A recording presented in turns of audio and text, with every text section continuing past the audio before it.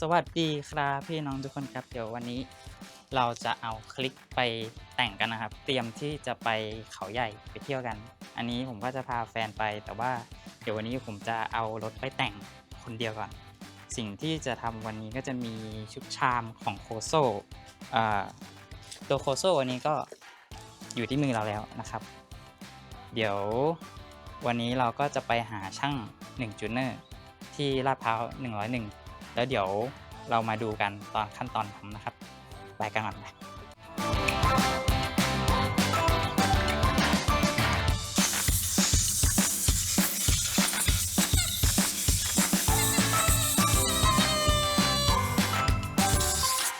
สะอาดมาก อันนี้นี่คือสะอาดใช่ไหมพี่ ใช่เราไม่ได้ใช้ปกติจะเป็นคราบดำๆมีน้ำมันเยอะมีอะไรเงี้ย ถ้าเกิดน้ำมันมันเข้าไอ้ตรงนี้มันน้ำมันมันก็จะออกมาจากพวกจาระบีเงี้ยความร้อนเยอะเกินไปอะไรเงี้ย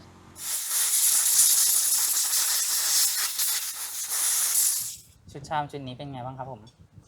ก็ทดแทนของเดิม มันดูดีไหมครับมันก็ดูดีกว่านะ เพราะว่าตัวเนื้อตัวอะไรเงี้ยมันก็เป็นชามปรับองศามาจากบริษัทอะจากโรงงานอะเนาะข้อดีมันก็คือ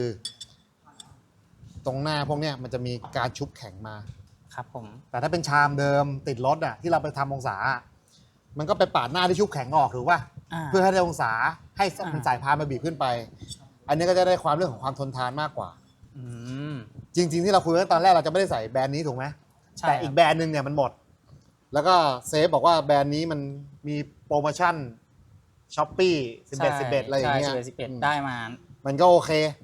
อย่างน้อยล่องเม็ดอะไรเงี้ยมันก็เรียบกว่าชามที่เราไปขูดแต่เดี๋ยวนี้ชามที่เขาขูดขายกันเนี่ยก็ไม่ใช่ไม่ดีนะแต่เรา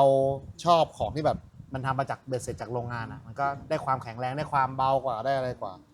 เรื่องการเซอร์วิสอะไรก็เหมือนเดิมใช่ไหมครับเหมือนเดิมอาจจะใช้การเซอร์วิสได้ระยะยาวกว่าเดิมด้วยซ้ำเพราะว่าหน้าสัมผัสมันอ่ะดีกว่าถูกไหมเพราะว่ามันไม่ได้เอาของเดิมที่ชุบแข็งมาปาดหน้าแข็งๆออกให้เหลือหน้านิ่มๆชามมันก็จะสึกไวในชุดก็โอเคนะมีชามมา1ชุดมีหลังเต่ามีกิฟต์สไลด์นี่ของโคโซทั้งหมดนะแล้วก็มีเม็ดแต่เม็ดอะพี่ว่ามันให้มาหนักไปหน่อย14 กรัมแล้วควรจะใส่กี่กรัมดีครับสำหรับกรัมอะเราไม่รู้เพราะว่าเราต้องดูว่าเราจะขี่ในเมืองนอกเมืองแล้วก็มีสปริงทอร์กมาให้ก็โอเคถือว่าคุ้มค่าคุ้มราคาอยู่สำหรับไอ้ตัวคลิก125อันนี้มีอะไรต้องปรับปรุงเพิ่มไหมครับเพื่อที่จะใส่ชุดนี้หรือว่าใส่ได้เลยจริงๆแล้วรถเซฟอะซื้อมือสองมาสภาพก็ค่อนข้างดีพอมันค่อนข้างดีอะเราก็เซอร์วิสน้อยครับผมเพราะว่าตอนเซฟซื้อมาก็เซอร์วิสไปแล้วล้างชุดเครื่องอาจจะระบีทำโชคหน้าเปลี่ยนน้ำมันเฟืองท้ายเป็นยี่ห้อดีๆอะไรเงี้ยในชุดโคโซ่ก็จะมีแหวนให้ด้วย2ตัวเอาไว้รองกลางชาม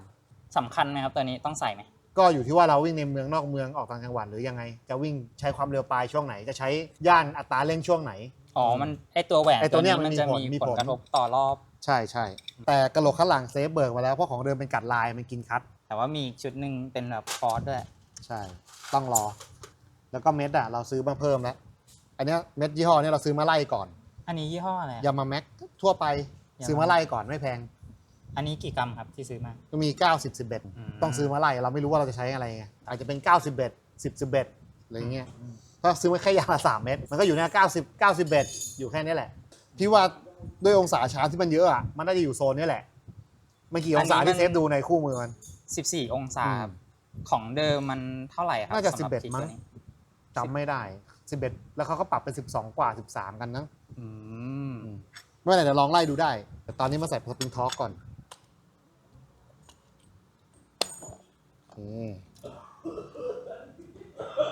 ถือว่าผ้าคัดยังเหลือหนาอยู่คือคันเนี้ยเซฟซื้อมือ2มาเขาอัดผ้าคัดเป็นคาร์บอนมาแล้วผ้าคัดที่อัดมาอย่างนี้มัน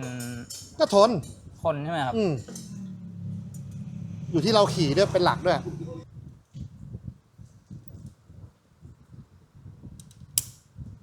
อันนี้ถือว่าแข็งไหมครับนิดนึงแล้วสปริงตัวนี้ก็ไม่รู้ว่าของเดิมหรือเปล่าใช่ไหมของเดิมครับสีม่วงสีม่วงนี่ของเดิมใช่ไหมครับ มันจะมีฝั่งแบนกับฝั่งมนเอาฝั่งมนลงนะ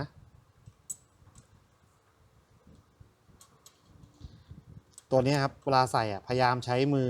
หมุนเข้าไปก่อนเพราะว่าเดี๋ยวมันจะปีนเกลียวมันเป็นเกลียวละเอียดมากเนี่ยตั้งมือหมุนไปงี้ก่อนกดแรงๆทีนึงโอเคแล้วก็ล็อกเดี๋ยวจะมาใส่ตัวชามแล้วก็มีอีกอย่างบูทเราเบิกใหม่ เป็น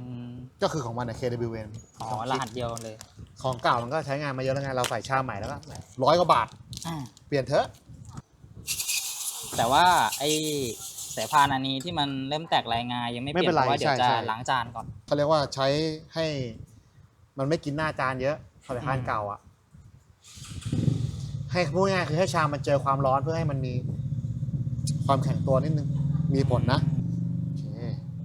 ที่เราฉีดสเปรย์คลีนเนอร์เราต้องการล้างความมันออกเดี๋ยวพี่จะเริ่มจาก9 11 90ก่อนแล้วก็ขี่ดูว่าเป็นยังไงแล้วก็ถ้าไม่ชอบเดี๋ยวค่อยมาเปลี่ยนเป็น91ลองขี่จากสั้นๆแถวนี้ดูก่อนปื๊ดป๊าดูก่อน ถ้ายิ่งเบามันจะยิ่งขึ้นไวใช่ไหมครับ ใช่แต่รถเรามันไม่มีอะไรมันหนักมากก็ไม่ได้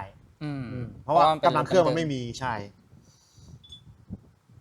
14ที่เขาให้มานี่เผลอๆต้องทำลูก60เลยป่ะ อาจจะไม่ขนาดนั้นแต่คือรถมันต้องมีกำลังเครื่องมากกว่านี้ถ้าถามว่าเม็ดเบาออกตัว สมมติถ้าเราขี่ไปต่างจังหวัดอ่ะขี่แบบเดินทางไกลอ่ะออกตัวครั้งเดียวที่เหลือรอบสูงตลอดเราใช้เม็ดหนักแล้วตลอดทางใช่ อันนี้ผมจะขี่ไปขึ้นเขาใหญ่ไม่มีผลแล้วพี่เนาะไม่น่ามี คือถ้ารถเซฟซ้อนแฟนแล้วขึ้นเขาใหญ่ไม่ได้อาจจะต้องเปลี่ยนแฟนอุ้ยอันนี้แบบสงสัยต้องตัดออก ทีเนี้ยเราใส่เม็ดแล้วเนาะครับ มาร์กชามเวลาเขามาร์กก็จะมีมาร์กอยู่2 จุดคือมาร์กที่เสาที่ใส่กิฟสไลด์ครับผมกับระหว่างกลางเม็ดอย่างนี้มาร์กเพื่อให้ตรงเนี้ยมันตรงกับมาร์กเข้าเหวี่ยงเห็นไหมนี่คือมาร์กท็อปเดสเซนเตอร์เห็นว่าจุดตรงเนี้ยเขาเรียกว่าท็อปเดสเซนเตอร์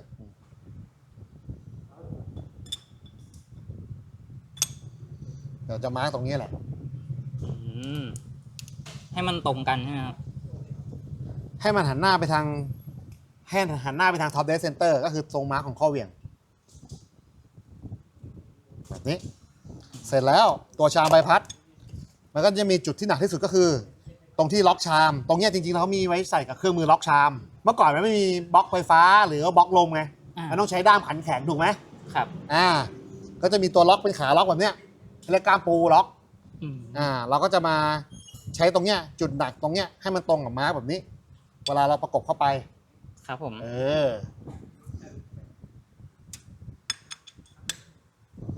ชุบเนี่ยเห็นป่ะพี่ก็ตั้งงี้เสร็จแล้วก็ใส่ชุดคัดเข้าไป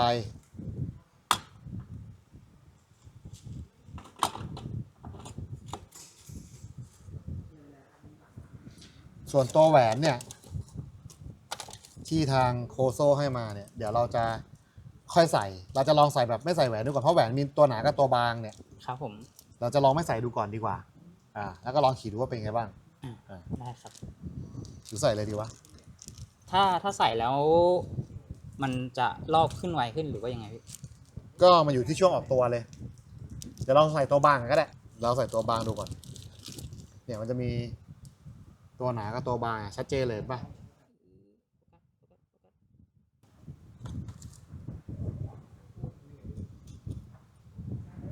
นี่ให้ตรงนี้แต่ตรงนี้มันตรงกันเป็นท็อปเดสนะจบแล้วประกอบได้เลย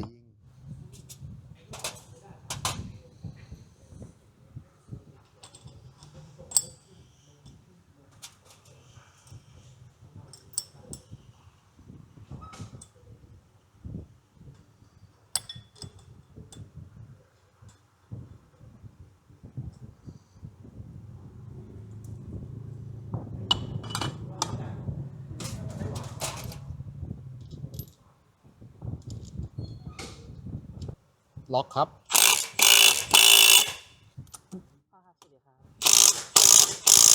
อืมใช่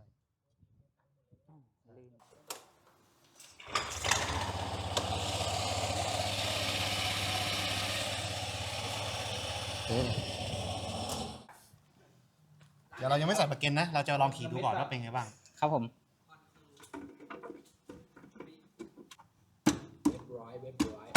ยึดน็อตกี่ตัวพี่2 ตัว 3 ยึดตรงสายเบรก อ๋อ นี่คือสิ่งสำคัญ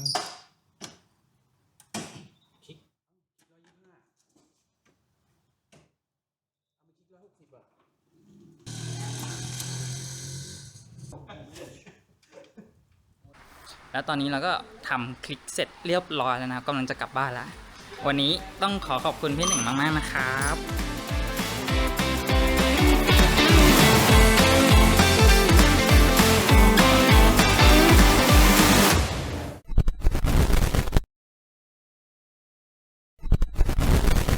ครับอันนี้เราก็ทำการเปลี่ยนชุดชามเรียบร้อย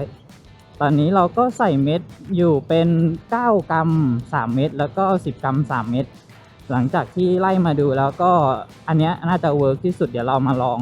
ท็อปสปีดแล้วก็ลองดูอัตราการเร่งกันนะครับรถวันนี้ก็อาจจะเยอะนิดนึงก็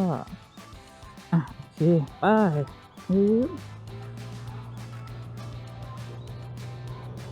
ปิดหมดปอกเลยครับปิดหมดปอก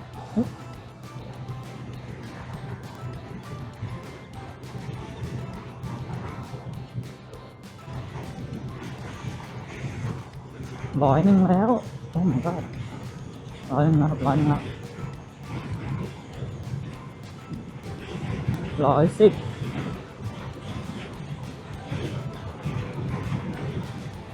จะถึง120ไหมขึ้นสะพานอย่างนี้ไม่รู้แล้วโอ้รถเยอะพอก่อนก็ได้110นะโอ้โหสุดยอดก่อนหน้านี้เคยได้อยู่แค่90เองรถเดิมๆก่อนหน้านี้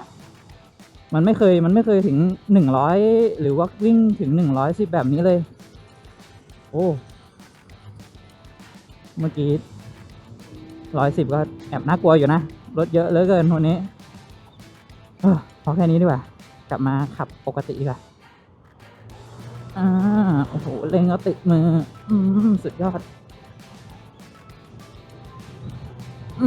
เร่งอีกโอ้สุดยอดให้เสียวพอละพอจริงๆแล้วไม่เอาละโอ้ยน่ากลัวโอเคครับก็อันนี้เป็นพี่เพื่อนๆคิดว่าไงกันบ้างผมคิดว่ามันดีเลยนะเม็ดเท่านี้ผมว่าขึ้นเขาสบายๆเลยแต่ว่าถ้าเกิดเป็น10 กับ 11ตอนนั้นผมออกไปแล้วก็ลองไปแป๊บนึงรู้สึกไม่ชอบมันอืดมันเหมือนรถเดิมเลยแต่ว่าท้ายมันน่าจะยาวกว่าเดิมแต่ผมก็ไปไม่ถึงเหมือนกันที่กลัวมันขี่ช้าครับก็ทำได้แค่นี้แหละ อย่าว่าผมแล้วกันโอเคเดี๋ยวเราวันนี้พอแค่นี้ก่อนดีกว่าเดี๋ยวเรากลับบ้านละโอเคขอบคุณมากที่รับชมครับสวัสดีครับ